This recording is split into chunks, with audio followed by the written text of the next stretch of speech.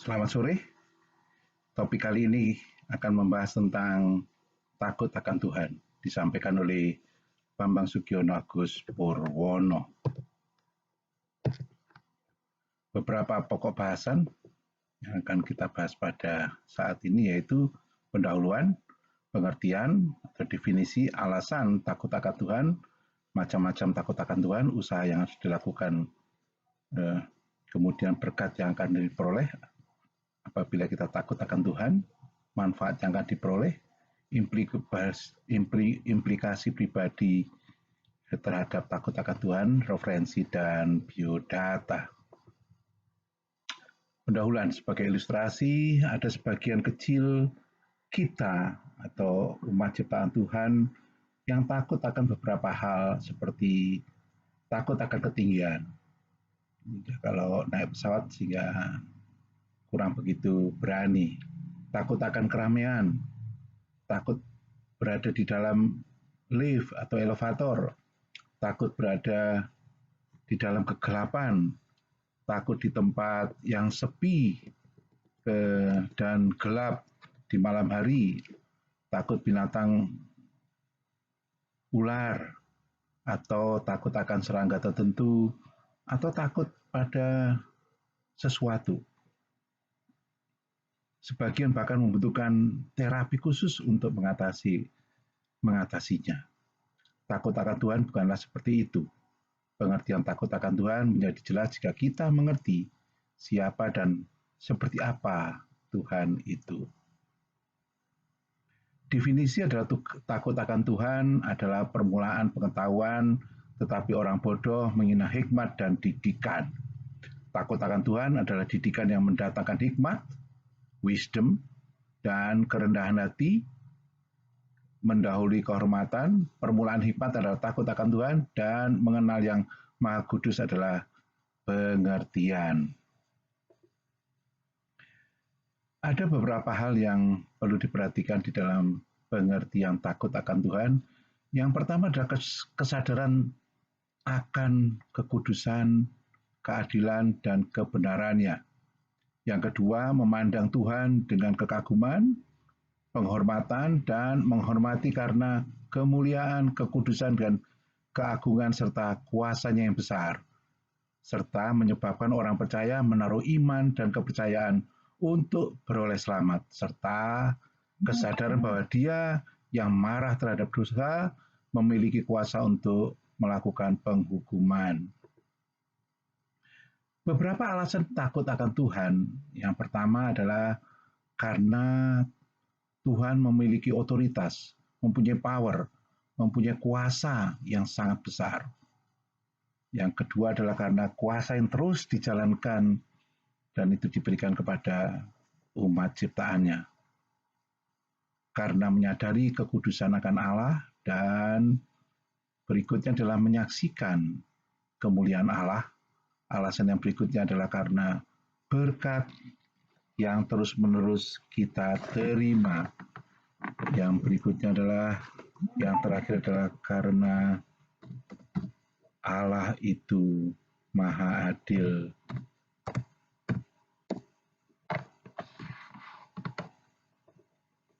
Macam-macam takut akan Tuhan, yaitu ketakutan yang kudus, yaitu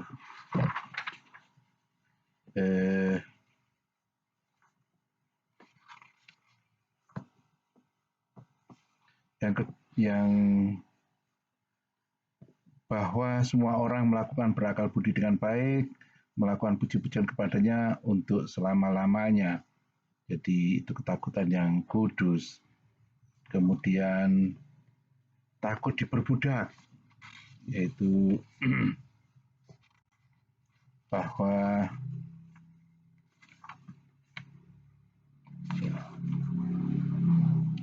ketakutan ini wajar sebagai akibat daripada dosa dan dapat terjadi sebagai hukuman. Kemudian takut kepada manusia, itu kadang-kala kita ada kagum, ada hormat kepada atasan, juga kepada seseorang yang berkaitan dengan tindakannya. Gitu. Yang berikutnya adalah Takut karena Tuhan karena disegani, yaitu artinya bahwa Allah yang ditakuti, dihormati, dan disembah. Usaha yang harus dilakukan adalah hidup menurut firman Tuhan. Itu adalah kehendak Tuhan. Jadi tidak mengecewakan Tuhan melalui pikiran, ucapan, dan tindakannya. Ini juga menjauhkan diri dari segala bentuk kejahatan atau dosa tadi. Kemudian berpegang kepada perintahnya. Jadi akhir kata dari segala yang didengar ialah takutlah akan Tuhan dan berpeganglah pada perintah-perintahnya, karena ini adalah kewajiban setiap orang. Kemudian berkat yang disediakan oleh Tuhan bagi orang-orang yang takut akan Tuhan. Yang pertama, kita akan hidup dalam kebahagiaan dan keteraman. Kedua, kita tidak akan kekurangan sesuatu pun yang asalnya yang baik dari Tuhan. Yang ketiga, kita akan diperhatikan oleh Tuhan, doa kita akan didengar dan dijawab oleh Tuhan. Manfaat akan Tuhan, takut akan Tuhan, yaitu kita akan memiliki hikmat. Hikmat lebih tinggi daripada pengetahuan. Kemudian yang kedua adalah memiliki pengertian. Jadi untuk memperoleh pengetahuan perlu pengertian. Untuk mendapatkan hikmat perlu mendapatkan pengetahuan. Sehingga hikmat lebih tinggi daripada pengetahuan dan pengertian. Implikasi pribadi berkaitan dengan takut akan Tuhan, yang pertama adalah kita akan hidup taat kepada perintah-perintahnya dan dengan tegas untuk menolak dosa.